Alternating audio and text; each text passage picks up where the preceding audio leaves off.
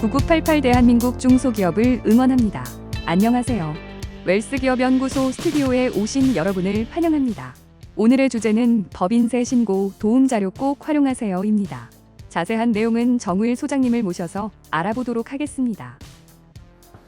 9988 대한민국 중소기업을 응원합니다. 안녕하세요. 웰스기업연구소 정우일 소장입니다.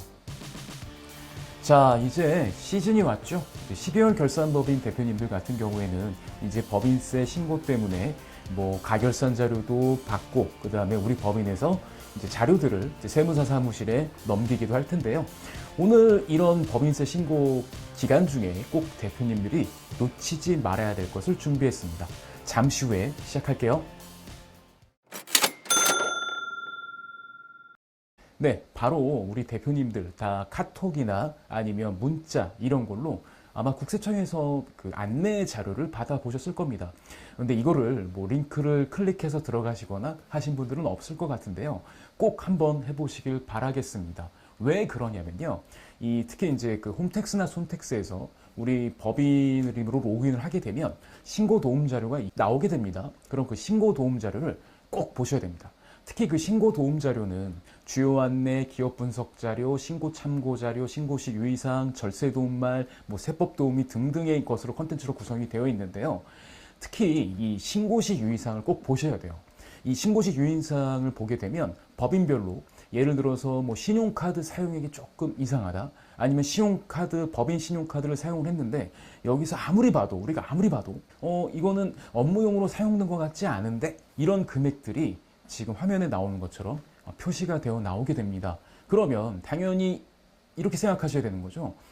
이게 내가 업무용으로 쓴 게 확실한 건가? 아니면 업무용으로 쓰지 않았던 게 확실한 건가? 이런 거 정도는 체크를 해 주셔야겠죠. 그래서 만약에 업무용으로 쓰지 않았다고 한다면 얘는 당연히 그렇게 맞게끔 처리를 하셔야 되는 거고, 그러니까 이거는 국세청에서 미리 사전에 캐치를 하고 있다는 내용이기 때문에 이걸 무시했다가는 나중에 아무래도 큰일이 날 수 있겠죠. 그리고 이거는 반드시 세무대리인은 보거든요. 그럼 세무대리인이 보니까 당연히 이제 괜찮겠지라고 할 수 있겠지만, 그 세무대리인과 대표님하고 이제 여기에 대해서 이야기를 해야 될 부분들이 있잖아요. 그래서 요거는 처리하고 요건 처리하지 맙시다, 이러든가 그런 내용들을 좀 대표님들이 알고 계셔야, 세무대리인이 왜 저렇게 얘기하지? 작년보다 너무 빡빡한 거 아니야? 이런 것들, 그러니까 쓸데없는 좀 시간들을 좀 절약할 수 있지 않을까 생각이 듭니다. 근데 만약에 이걸 무시하시고 고려하지 않고 신고를 하신다면 이런 사례들이 있어요. 광고업을 영위하는 어떤 회사는 법인 신용카드를 사적 접대 목적으로 사용을 하고 타계정에 분산해서 놔뒀는데, 이에 대해서 분명히 사전에 이렇게 내가 보기엔 이렇게 보이지 않는데, 이거는 예를 들어서 신변자파를 구입했거나 아니면은 개인적인 용도로 썼을 확률이 더 높은 것 같은데, 그럼에도 불구하고 이렇게 진행했다 한다면 소명 안내장 당연히 날라올 거고요. 그거 봐서 진짜 좀 처분을 세게 받을 수도 있기 때문에 이 부분 좀 특히 조심하셔야 됩니다. 특히 해외여행하거나 골프장 상품권 구입하거나 이런 것들을 복리후생비 등으로 처리를 하는 이런 것들도 당연히 국세청에서 주시를 하고 있고 보고 있기 때문에 이 점은 우리 대표님들께서 충분히 캐치를 하시고, 이렇게 보고 있구나. 이걸 만약에 내가 이걸 무시하고 그냥 이렇게 내 마음대로 진행을 한다. 대리인하고 진행을 한다고 하면은 이렇게 또 당할 수가 있겠구나. 이 점을 사전에 꼭 알고 유의하셨으면 좋겠습니다. 자, 마지막으로 말씀드립니다. 법인세 신고 도움 자료 꼭 클릭해서 꼭 보십시오. 네, 지난주부터 2023년 법인세 신고 전에 꼭 체크하세요, 이 코너를 지금 말씀드리고 있습니다. 이번 주도 역시 마찬가지입니다. 자, 이번 주도 역시 지난주에 이어서 이제 고용 관련해서 좀 얘기를 해볼 것 같은데요. 경력 단절 여성을 채용을 했거나 아니면 육아휴직 복귀자가 있다라고 한다면 역시도 세액공제를 받을 수가 있습니다. 특히 경력 단절 여성과 1년 이상 근로계약을 체결한 경우 해당 과세년도부터 2년간 세액공제가 적용이 되는 거고요. 육아휴직 복귀자가 왔다 그러면 이제 그 복귀자가 온 그 해년도에 적용이 되니까 이걸 꼭 체크하셨으면 좋겠습니다. 그래서 이제 중소기업 같은 경우 전부 다 해당이 되고요. 그 다음에 조건들은 여기 우리가 지금 제가 올려놨으니까 이 조건을 한번 보셨으면 좋겠고요. 특히 경단녀나 육아휴직 복귀자의 복직하는 경우라고 한다면 지급한 인건비의 30%의 공제를 받으실 수가 있게 됩니다. 그런데 이제 좀 조심하셔야 될게요.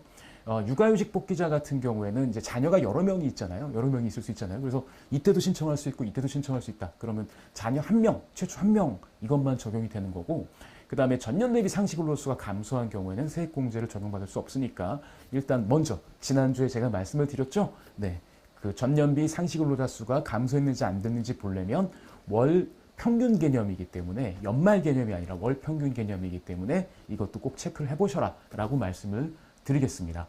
자, 그 다음 두 번째입니다. 이제 고용에 관한 것들 말고요. 혹시 대표님들 그러니까 올해가 아니죠. 2022년도에 혹시 사업용 자산에 투자를 하셨다면 역시 혜택을 받으실 수가 있습니다. 통합투자세액공제인데요. 이 사업용 자산에 투자했을 때 그 해당 연도에 이제 세액공제가 적용이 됩니다. 자, 그러면 이제 어떤 것들이냐? 기계장치 등 우리 회사의 사업용 유용자산, 그러니까 토지나 뭐 차량 등의 이런 것들이 우리한테는 해당이 될 수 있는데 다른 업종에 해당이 안 될 수도 있으니까 이건 한번 꼭 체크를 해 보시고요. 그 다음에 이제 특정 시설이라든가 아니면은 그 유형자산뿐만이 아니라 무형자산, 뭐 특허권을 구매하고 특허권을 취득한 것도 괜찮습니다. 그러니까 특허권을 사왔을 때. 근데 조심하셔야 될 것은 이 무형자산 같은 경우는 특수관계자 간 거래로는 이건 해당이 안 됩니다. 그래서 만약에 대표님의 개인 사업자에 있는 특허권을 법인에서 취득을 했다. 이런 경우에는 적용되지 않으니까 이 점 유의하셨으면 좋겠습니다. 자, 이 경우 기본적으로 일반 기업 같은 경우에는 투자 금액의 10%가 세액공제가 전략이 되고요. 그 다음에 이제 신성장 기술 같은 경우 12%, 그 다음에 국가전략산업 같은 경우에는 16%가 일단 기본적으로 공제가 됩니다.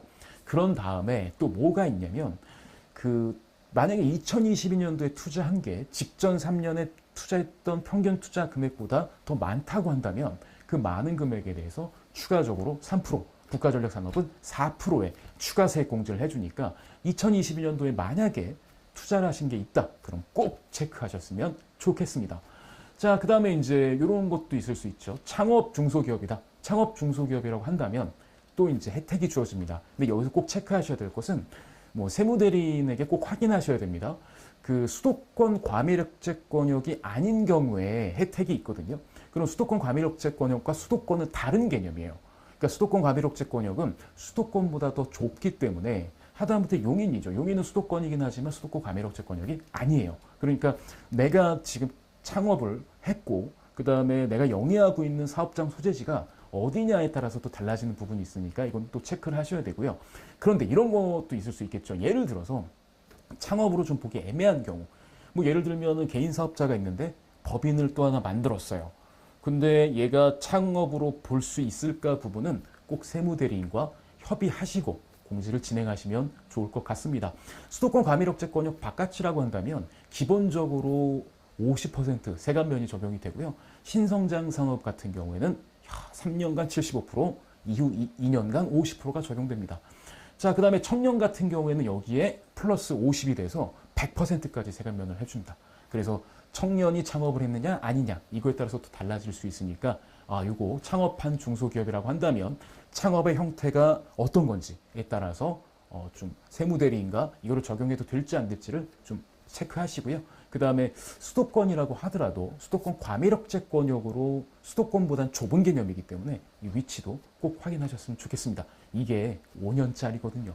절대 놓치면 안 되는 세감면이니까 꼭 확인하시길 바라겠습니다. 자, 이번 주는 저희가 준비한 소식은 여기까지고요. 좋아요, 구독, 알림은 저희가 컨텐츠를 만드는데 많은 도움이 됩니다.